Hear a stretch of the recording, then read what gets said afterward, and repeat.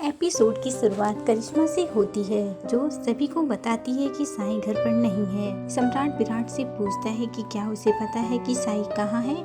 अश्विनी ने गलती से अपनी उंगली काट ली और उसे साई का एक पत्र मिला। वह उस पत्र को पढ़कर चौंक जाती है, जिसमें साई के स्थानांतरण के बारे में बताया गया था।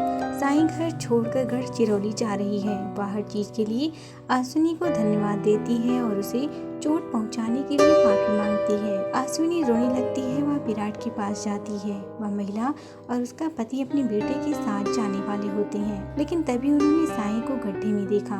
अश्विनी विराट को पत्र देती है और वह उसे पढ़ता है। साई के घर से चले जाने की बात जानकर हर कोई हैरान था। ओंकार कहता है कि साई मजाक कर रही होगी। भावनी कहती है कि साई के इस घर में आने के बाद वे एक दिन भी चैन से नहीं रहे।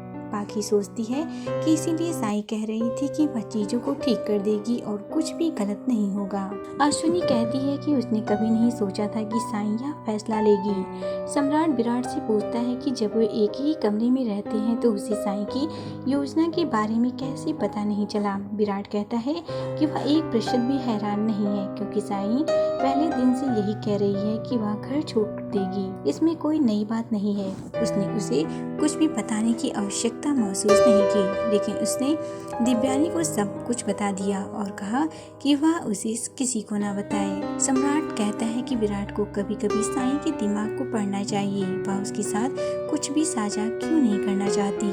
देवयानी कहती है कि उसने साई के जाने के बारे में विराट को बताया, लेकिन उसने कहा कि वह उसे नहीं रोकेगा। साई के सहपाठियों ने साई को बचाया और उसे अस्पताल ले गए। सम्राट विराट से पूछता है कि वह साई को न रोकने के बारे में कैसे सोच सकता है। विराट कहता है कि साई ने अपने मकसद के लिए देवयानी का इस्तेमाल किया। सम्राट इसे कैसे नजरअंदाज कर सकता है। पाखी ने विराट का समर्थन करते हुए कहा कि उसका कोई दोष नहीं है। साई आजकल निराश व्यवहार कर रही है। उसे पाखी की नई शुरुआत से भी दिक्कत है। सम्राट कहता है कि शायद पाखी कहीं कम पड़ गई है। साई को उसका दृष्टिकोण पसंद नहीं आया और उसने पाखी को दिखावा करने के लिए मजबूर नहीं किया।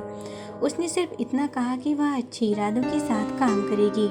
निनाद कहता है कि साई पुलकित के घर गई होगी। वह कुछ समय बाद वापस आ जाएगी। सम्राट कहता है कि वह वहाँ नहीं गई है। अश्विनी कहती है कि वह घर चिरौली जाएगी। सम्राट कहता है कि वह बस स्टॉप पर होगी। उन्हें उसे जाने से रोकना चाहिए। विराट ने सम्राट को यह कहते हुए रोक दिया कि साई को परिवार के महत्व और उसके समर्थन को महसूस करना चाहिए। उसे यह महसूस कराना चाहिए कि अकेले रहना कैसा लगता है। उसे अकेला रहना चाहिए। पुलकित अस्पताल पहुंचा। वह उसके दोस्तों को यह कहते हुए शांत करता है कि वह ठीक हो जाएगी। पुलकित को पता चलता है कि साई जा रही थी और उसने उससे इसके बारे में नहीं बताया। अश्विनी विराट से पूछती है कि वह ऐसा क्यों कर रहा है। विराट कहता है कि वह नाराज है। साई ने उससे अपने पिता के सारे दस्तावेज ले लिए। वह अब उसके नाटक को बर्दाश्त नहीं कर सकता। ओंकार कहता है कि साई ने उन्हें इसके बारे में कुछ क्यों नहीं बताया।